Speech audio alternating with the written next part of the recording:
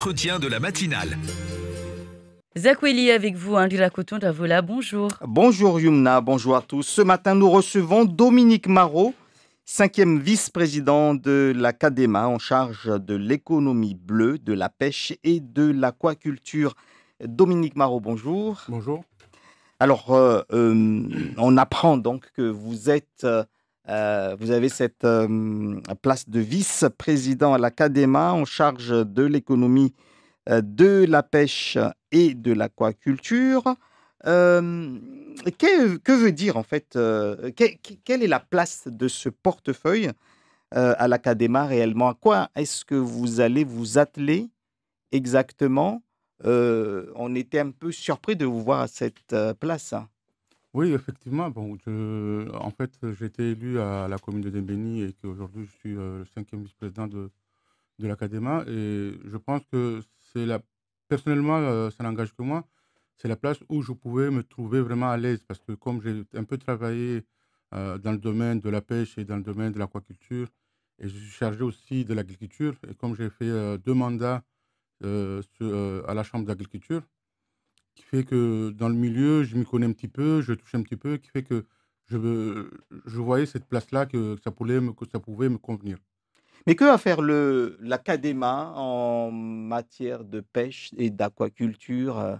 C'est l'accompagnement de 2 communes. Vous voyez, là, on est en train l'Académie est en train de monter un projet par rapport aux halles de pêche de Mtsapéré. Ils Mhm. financent une partie est financée par le département et l'État, et une partie est financée aussi par l'Académie. Qui fait l'Académie, il est là aussi pour accompagner ces professionnels dans leur milieu de travail.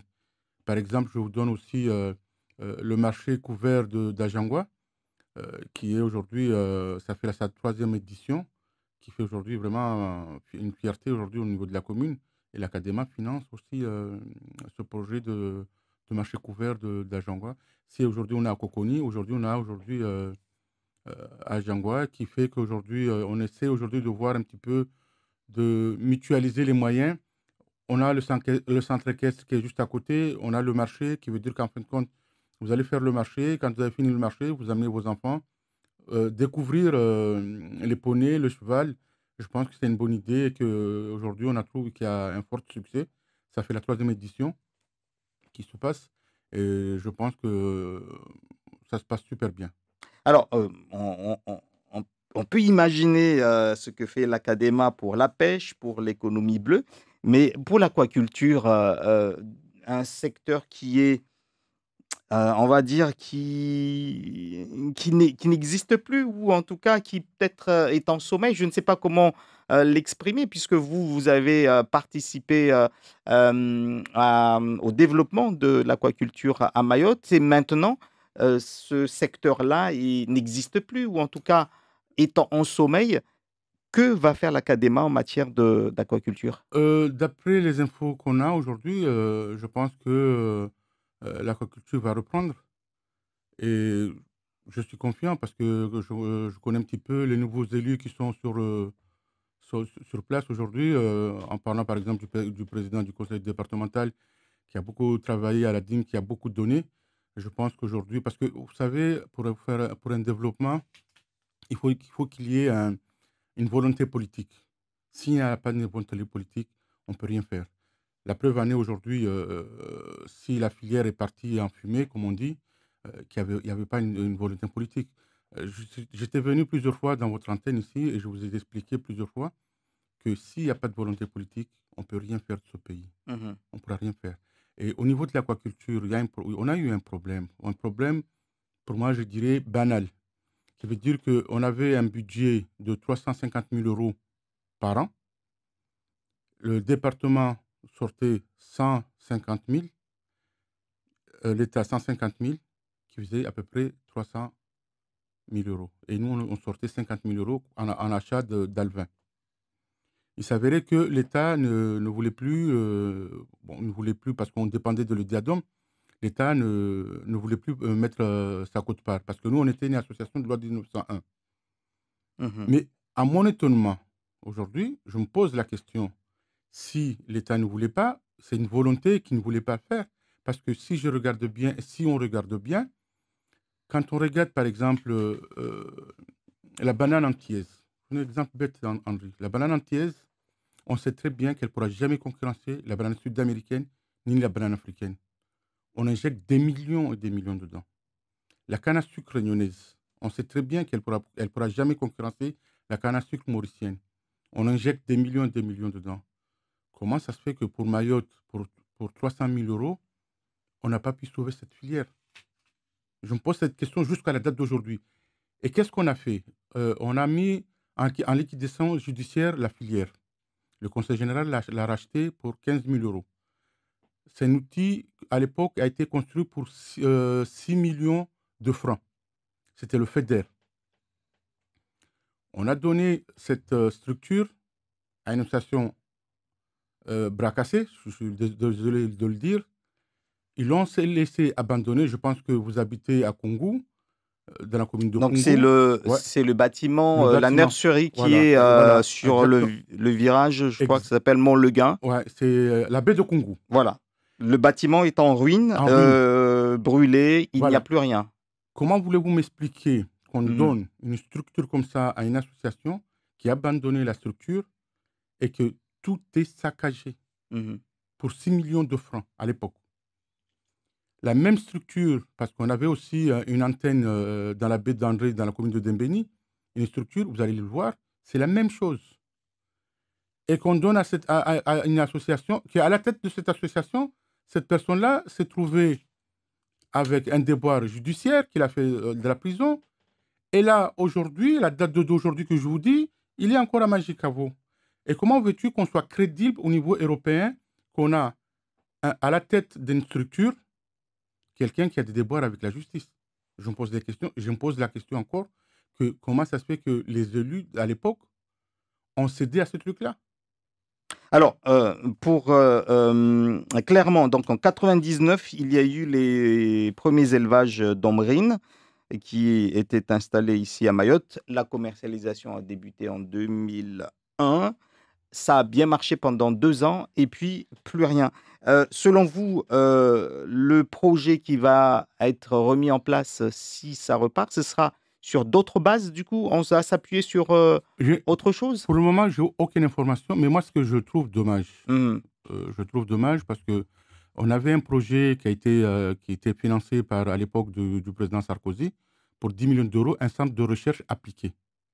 Sur ce centre de recherche appliqué, sur les 10 millions d'euros, nous avons utilisé 600 000 euros pour les études. Il nous manquait seulement à déposer le permis de construire, parce que la zone était une zone stricte protégée. Il fallait faire comment on appelle ça, j'ai oublié déjà le mot qu'il faut mhm, prononcer, mhm. mais rien n'a été fait.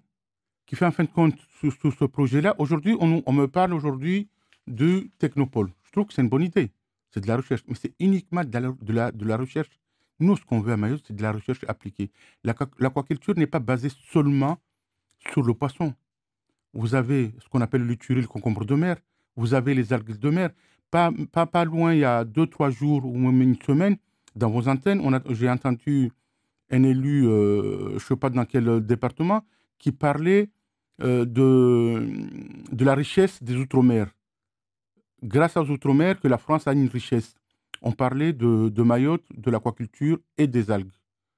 Mais aujourd'hui, si on ne fait pas de la recherche appliquée, comment voulez-vous qu'on puisse développer? Comment voulez-vous aujourd'hui que nos jeunes puissent avoir... Parce qu'on a tellement fait de recherche à Mayotte que tout s'est resté dans les tiroirs. Aujourd'hui, ce qu'il faudrait à Mayotte, c'est une recherche appliquée.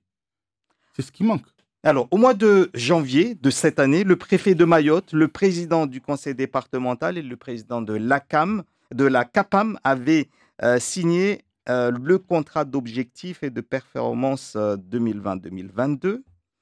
Et parmi ce qu'ils avaient signé, il y avait cette idée d'accompagnement à la structuration de la filière pêche et aquacole de Mayotte dans la perspective de la création d'un comité régional des pêches maritimes et des élevages marins. Est-ce que vous êtes au fait de la suite après la Moi, signature je de... l'ai vu comme vous et moi au Mhm, niveau des antennes. Mais nous, aujourd'hui, nous, les professionnels, on n'est pas au courant de ce genre de trucs. Je sais qu'il y a une convention qui a été signée, Mhm. mais aujourd'hui, moi, ce que je dis aujourd'hui, ce qui est dommage aujourd'hui, certes, on veut développer ce pays, certes, mais les conditions ne sont pas mises en place aussi. Parce que vous savez qu'on a des mécanismes qui n'existent pas à Mayotte. Donc, cette convention, ça a été signé. Je ne sais pas comment ça a été fait. Parce que Ouais. moi, en tant qu'élu aujourd'hui, Mhm. aujourd'hui, je suis un élu, je n'étais pas au courant. J'ai su ça au niveau des antennes. Mais moi, ce que je dis aujourd'hui, le gros problème qu'on a aujourd'hui à Mayotte, c'est l'accompagnement des professionnels. Parce que nous n'avons pas les mêmes mécanismes qui existent en métropole qu'ici. En métropole, vous avez les taux zéro, vous avez les taux bonifiés, vous avez tout ça, tous ces accompagnements qui peuvent accompagner. Et aujourd'hui, un jeune qui veut se lancer soit dans la pêche, parce que imaginez-vous, le projet vaut à peu près 100 000 euros. L'État, vous avez une subvention de, allez, on vous accompagne à 80%. Il faudrait que vous ramenez vos 20%. Mais les 20%, comment vous allez les avoir? Il faut aller faire un prêt à la banque. Et un prêt à la banque, il faut que d'abord la totalité, parce qu'aujourd'hui, on vous accompagne sur facture acquittée. Vous comprenez? Ce qui veut Mhm. dire que vous donnez la totalité, l'État ou le département accompagne en arrivant sur ces 80% ou ces 75%, et le reste des 20% que vous devez donner, ça doit sortir de votre poche. Qui fait qu'aujourd'hui, les banques sont frileux. Ils n'acceptent pas. Il faudrait vraiment que vous avez des garanties qui peuvent aujourd'hui vous permettre d'avoir ce prêt. C'est là où se pose aussi aujourd'hui ce problème. Certes, qu'il y a des moyens ils sont alloués aux professionnels, mais l'accompagnement par derrière, parce que 90% de nos populations sont des familles pauvres. Il faut le dire. Aujourd'hui, il faut trouver quels sont les mécanismes qu'on pourrait mettre en place pour accompagner ces gens-là. Alors, clairement, Dominique Marot, vous dites que le secteur de l'aquaculture à Mayotte, vous souhaitez que ça reprenne. Vous pensez que ça va reprendre puisque il y a une volonté politique à relancer cela. Mais pour l'instant, rien n'est très, très clair, hein. Rien n'est encore Oui, je signé. suis entièrement d'accord avec ce que vous me dites, mais moi, Hmm. par rapport, bon, peut-être je me trompe, mais par rapport au nouveau gouvernement qui est aujourd'hui au conseil départemental, Mhm. j'en connais quelques-uns. Je sais que c'est des gens qui ont vraiment une volonté, qui veulent faire avancer les choses. Maintenant, c'est de mettre en œuvre cette volonté-là, qu'on puisse le concrétiser. Mais aujourd'hui, pour moi aujourd'hui, je ne peux pas aujourd'hui indexer des gens. Pour le moment, je ne les ai pas vus en œuvre. Mais je sais que, déjà, au niveau de la tête du département, il y a quelqu'un qui a montré ses preuves, qui était à la tête de la DIM, et qu'on a bien vu que la DIM fonctionnait. Malheureusement, le Covid est venu, il y a eu quand même certains empêchements, il y a eu pas mal de choses qui ont avancé, et je suis persuadé que ça pourra avancer. Alors, le poisson qui était donc élevé, c'était l'ombrine. L'ombrine qui a été commercialisée beaucoup à l'extérieur, un peu moins à Mayotte, alors que les Mahorais veulent eux également avoir accès aux poissons d'élevage si cela se fait une prochaine fois. Comment est-ce que, selon vous, les choses pourraient se mettre en place? Puisque il était question que c'était difficile parce qu'il fallait des usines pour apprêter tout cela, pour les amener ensuite au supermarché, etc.